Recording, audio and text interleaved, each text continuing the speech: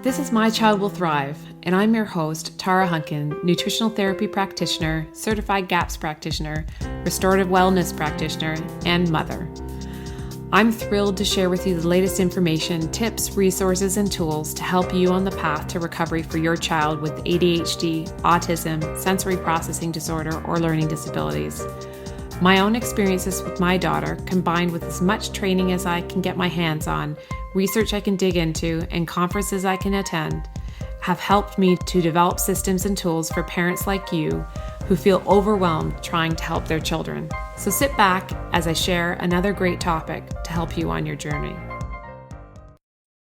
A quick disclaimer before we get started. My Child Will Thrive is not a substitute for working with a qualified healthcare practitioner. The information provided on this podcast is not intended to diagnose or treat your child. Please consult your healthcare practitioner before implementing any information or treatments that you have learned about on this podcast. There are many gifted, passionate, and knowledgeable practitioners with hundreds, if not thousands, of hours of study and clinical experience available to help guide you. Part of our goal is to give you the knowledge and tools you'll need to effectively advocate for your child so that you don't blindly implement each new treatment that comes along. No one knows your child better than you. No one knows your child's history like you do or can better judge what is normal or abnormal for your child. The greatest success in recovery comes from the parent being informed and asking the right questions and making the best decisions for their child in coordination with a team of qualified practitioners in different areas of specialty. Today's podcast is sponsored by the Autism, ADHD, and Sensory Processing Disorder Summit. In order to learn more about the summit and to sign up for free, please go to www.mychildwillthrive.com/summit. Hi, I'm Tara Hunkin. Welcome back to the My Child Will Thrive podcast. I'm really excited to have with me today Genia Stephen. She is the founder of the goodthingsinlife.org and the podcast named the same, The Good Things in Life. And she's going to talk to us today about how we can change our perspective on thinking about what are the good things in life for our children, and in line with how we're helping them thrive, but not just thinking anymore about just treatments and therapies that we can do to do that, but how we are doing that for them each and every day, where they're at right now, and our vision for them in the future. Before we dive into that interview, I just want to remind you, if you do enjoy this podcast, I would really appreciate it if you would subscribe and take a couple moments to review on whatever podcast platform that you listen to on. The more people that subscribe and review, the more the podcast will be seen by other parents like ourselves that are looking for ways to help their children thrive and get them the good things in life, like Genia is going to teach us how to do today. Without further ado, let's dive into that interview. Hi, everyone. I'm really excited to have with me today Genia Stephen. She is the founder of Good Things in Life for Kids with Disabilities. Genia helps kids with intellectual disabilities build inclusive lives at home, at school, and in the community. She has the Good Things in Life for Kids with Disabilities podcast and manages a community of parents of children with disabilities. Having a young sister and son with disabilities and medical complexities led her to a lifetime of training in the disability field under premier thought leaders and mentors. With more than 20,000 downloads, her podcast now gives other parents access to her world-class disability parenting education, complete with courses and membership. She's a practicing midwife and a medical advocate, currently completing her Master of Science in Evidence-Based Healthcare at the University of Oxford. She's featured in Travel Without Limits magazine, Community Living Ontario, and has as well as multiple top-rated podcasts. Genia speaks about creating positive vision for kids with disabilities, getting the good things in life through valued social roles, social capital, and medical safeguarding. And this is why I am so grateful for you to spending some time with us today, because this is something we don't always touch on the podcast here. And it's so incredibly important because in the end, My Child Will Thrive is all about finding a path for each of our kids to thrive wherever they're at this point in time in their lives. So welcome, Genia. Thank you very much, Tara. I'm thrilled to be here.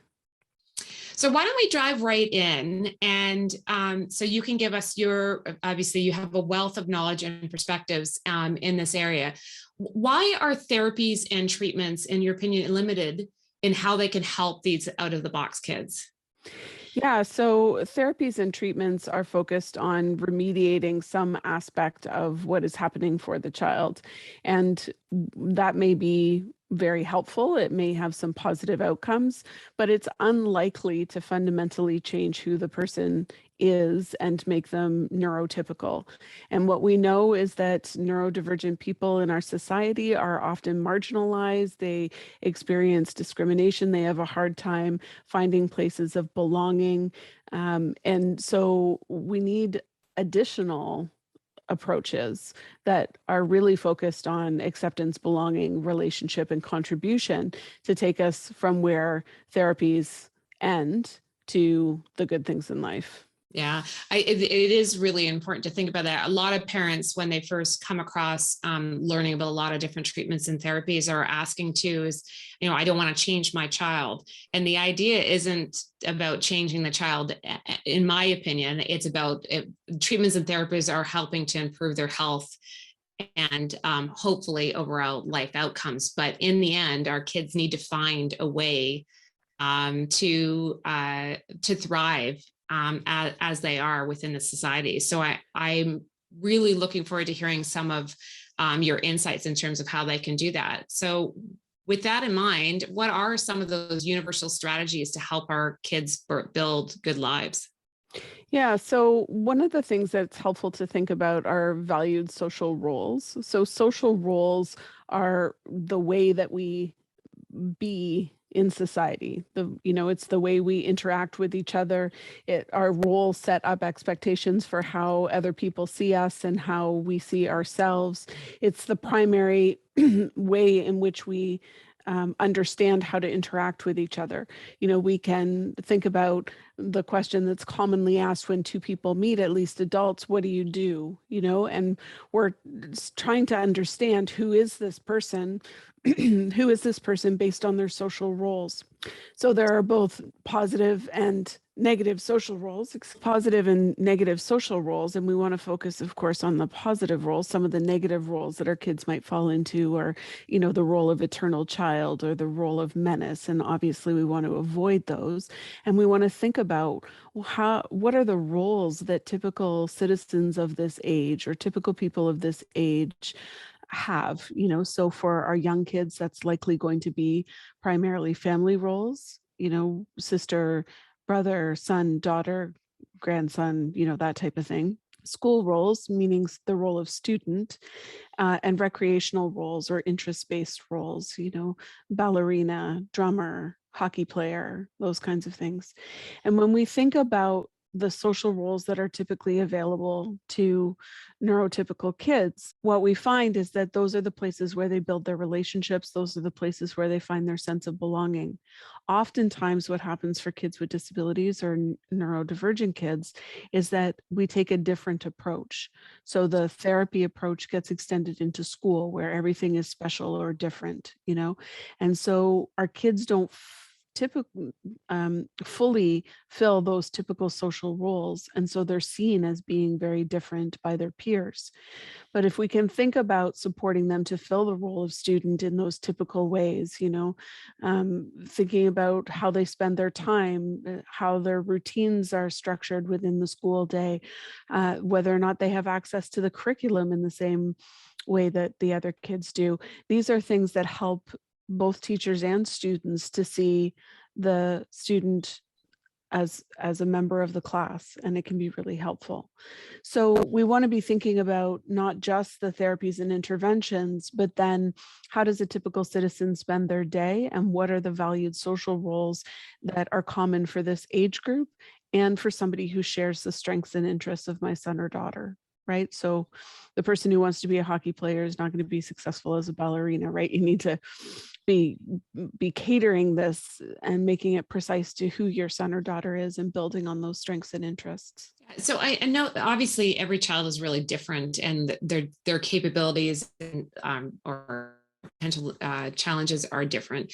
But how do you see a balance between catering to what they need in terms of supporting their needs where they may be having some challenges versus actually balancing that citizen role within, for example, within the school setting? I think that's one of the challenges that we all face is we're trying to support them so they feel successful, but at the same time, we want to create that environment that makes them more inclusive for them at the same time.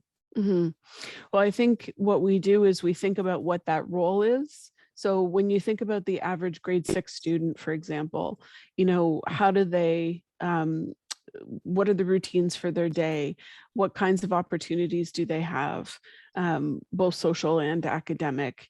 What kinds of stuff do they bring with them? What do they look like? And this is not to try and make sure every child looks exactly the same. When you look at you could look at 150 grade 6 students, they're all going to look different, but they all have the opportunity by grade 6 to have some influence over what they wear probably.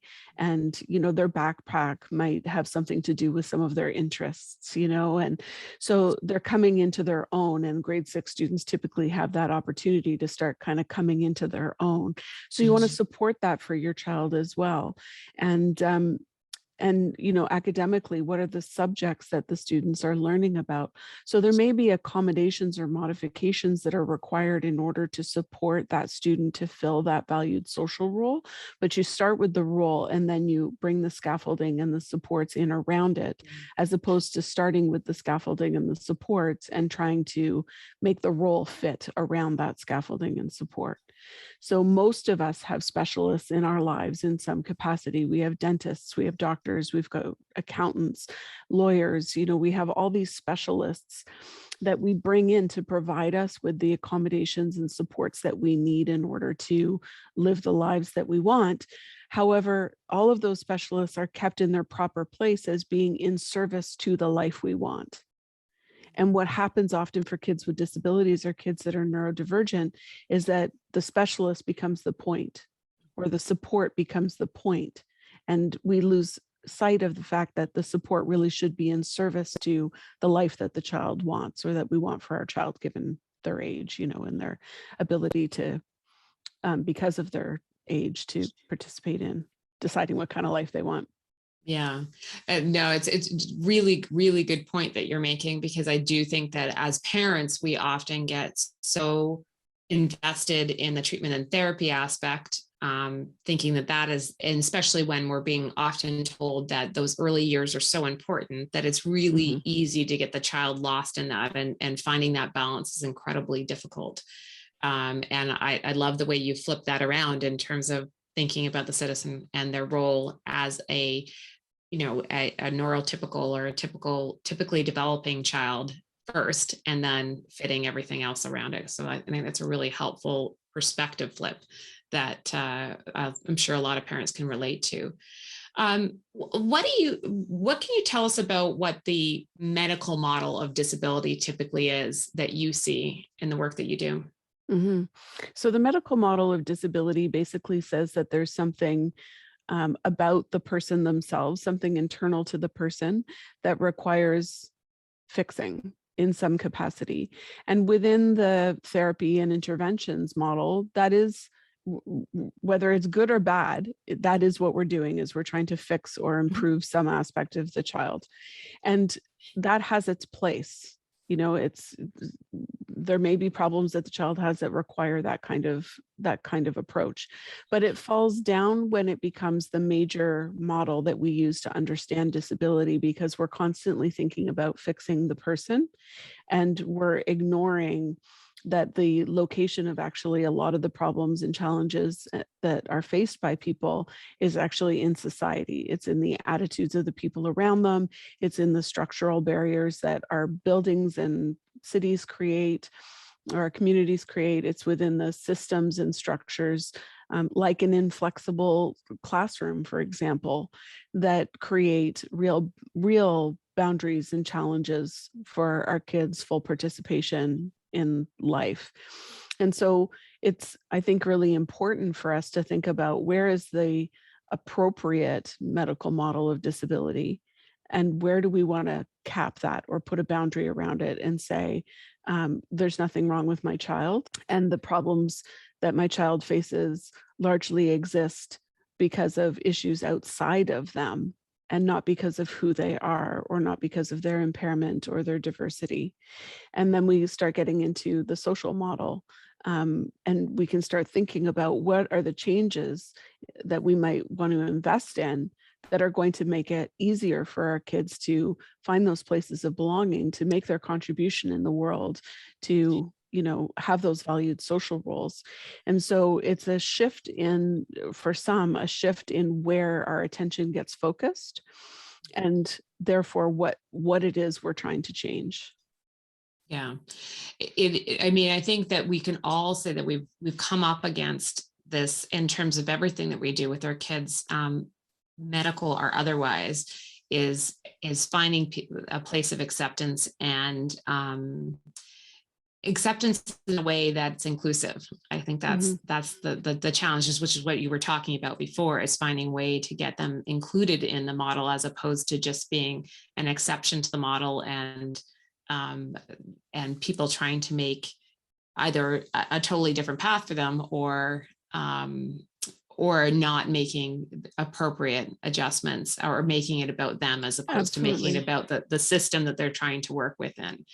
Do you have any examples of people that you've worked with, or in your personal experience, where you've seen the switch and how that's impacted the child ultimately, and maybe even the children around them?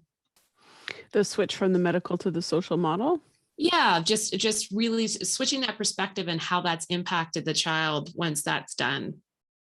Sure. Well, I can talk about a couple of examples. I can talk about one family who started thinking about this and switched from some of their therapies, some of their OT and PT services, to a gym, a local gym that has a trampoline program. That so the child was able to be in an inclusive program, still working on the same skills that they were working on before, but able to do that within the context of membership and becoming an athlete and becoming a friend, as opposed to just being a client of a service for that purpose. I can think of another family who started thinking about enablement for independence. And so instead of thinking about supports as being something that is entirely externally provided by another person in the form of caregiving, they started adjusting their home, putting one example, this is for somebody who was older, putting a heat restriction on the shower. I'm not sure, I can't think of the right words for that, but thermostat. So a thermostat on this, thank you, on this shower, so that their son could shower independently without fear of scalding. They adjusted the way coffee was served in the house so that he could pour his own coffee without, again, risk of scalding. And so these little incremental changes in thinking about enablement and thinking about the social barrier, the socially constructed barriers to his independence, has meant that he's been able to become far more independent than he was just a couple of years ago as he moves into adulthood. So those are two examples. Those are great examples. I mean, in particular, like the one that I can relate to the most is the first one, in terms of finding ways to make what was therapy into regular activity. Because I think that especially as the kids get older, but even when they're younger, I mean, movement and the OT really is about movement and coordination and sensory and all those things. So you can typically find activities that will be activities that all kids do that will either enhance, I mean, if you want to continue with the therapy, but it really takes the therapy out of therapy, which is really ultimately what we need to do. Because I know from personal experience too, that, when we start, because OTs typically will give, and so will speech language pathologists and everybody else will give you a home program that you need to implement as well. And the bottom line is that frequency and intensity and duration matters in those things, but then you become a therapist at home. So you're no longer a mom. You also become a therapist, and that can be very detrimental to the parent-child relationship as well, ultimately. So it's, I totally understand where you're coming from in terms of changing that. That's what typically happens for kids, is that they find or they're provided opportunities to explore their world and develop their skills within the heart of community. And very often, we just think about the kinds of therapies that there are. There's play therapy and music therapy and horse therapy and, art therapy. Well, those are things that all kids enjoy. And those goals can be met just in those valued social roles of artist and equestrian and, musician. But often we kind of pathologize those needs in our kids. And so they get restricted in the ways that they explore those interests and the ways that they develop those skills. And the same thing happens in school. A lot of the interventions and supports that are provided in school could be provided absolutely in the classroom, depending on how the classroom is organized and how lessons are organized. And yet we have a medical model that says pull out and fix, in a one-to-one separate way. But there's nothing actually preventing that from happening in an integrated and inclusive way. Yeah, it's so true. Well, so we've talked about a number of the alternatives now. How do you define the good things in life? Like what is your ultimate goal for these kids and these families as they're pursuing this?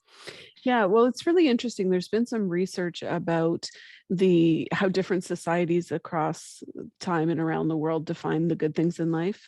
And remarkably, they're pretty universal. So there are things like having a safe home, having access to healthcare, but there are also things like making a contribution, being able to explore your interests, finding love, being able to be with people who appreciate you. That's what I mean by the good things in life, are just those universal human needs. So how would you recommend parents move forward with both themselves in terms of, you've talked to us about that perspective shift, but also in educating others about how do you have these conversations with the teacher, with the family members, with the parents of the friends that maybe haven't been as inclusive? How do you have those conversations to start to help change the people around us as well? Well, I think it helps to ourselves unpack as much as possible our understanding of how people typically access the good things in life. And it's through our social roles, and recognize that there isn't an alternative path. It's not like you can choose, segregated education and segregated residential options and segregated work options and expect the same outcomes. That doesn't happen. So, but that can be a challenge for us as parents to kind of have the chutzpah to be making the choices to keep our kids at the heart of community. It can be scary and overwhelming and difficult at times. So I think doing the work ourselves is important. So one of the things that people can do, which may be scientific, but I'm going to talk about it in an unscientific way, is to think really carefully about the kind of life they want for their child, and to write that vision down and then to share it with other people.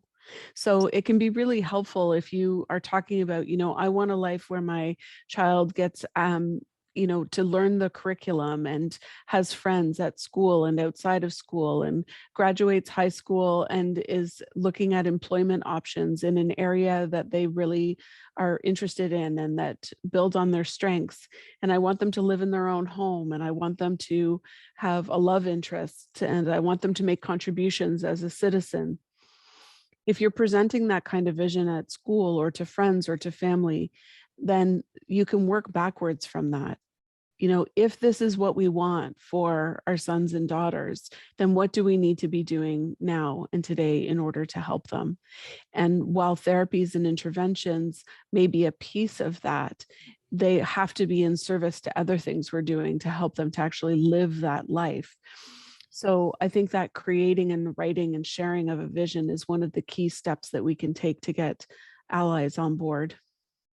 I absolutely love that, because I can imagine too, at different phases as your child progresses, that you can involve them obviously in terms of what do they want for themselves Absolutely. as they get older as well. And they may have a vision for just now when they're young. They tend to have that just now, but that's super helpful too, because typically what I've found is that people want to help, they just don't know how to. Mm-hmm. And they don't know what your child might be capable of necessarily, and they need help seeing that, and seeing them in that role as well. So that sounds like a amazing exercise that we can all go through no matter where we are on the journey with our Absolutely. kids right now. Yeah. I can't tell you how grateful I am actually that we met, and that I've been able to have you here to talk about this. I encourage people to subscribe to Genia's podcast, but she also has something to give to you today for free. Could you want to just describe what that is, and then we'll tell people where they can get it? Sure. So we have a package of 8 social media posts for people to, as we were just talking about, reach out to other people and say, listen, this is what we are thinking about. This is what we're working on. This is the vision that we have for our child's life. And so the posts include statements and remarks of encouragement, and you can access those at goodthingsinlife.org/posts. Wonderful. Well, we'll make sure we have the link both to your podcast and your website, and obviously those free posts for everybody, because I think that's a really great way to start introduce that conversation to the people around us about what our children are capable of and the lives that we are striving to achieve for them and with them. Thank you so much for your time today, Genia, and I can't wait to see all the other great things that come from this conversation and the work that you do over at the Good Things in Life. Thank you so much, Tara.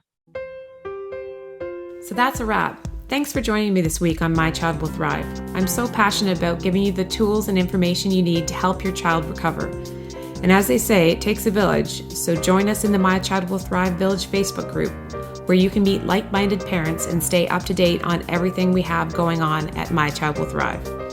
This is Tara Hunkin, and I'll catch you on the next podcast or over at mychildwillthrive.com.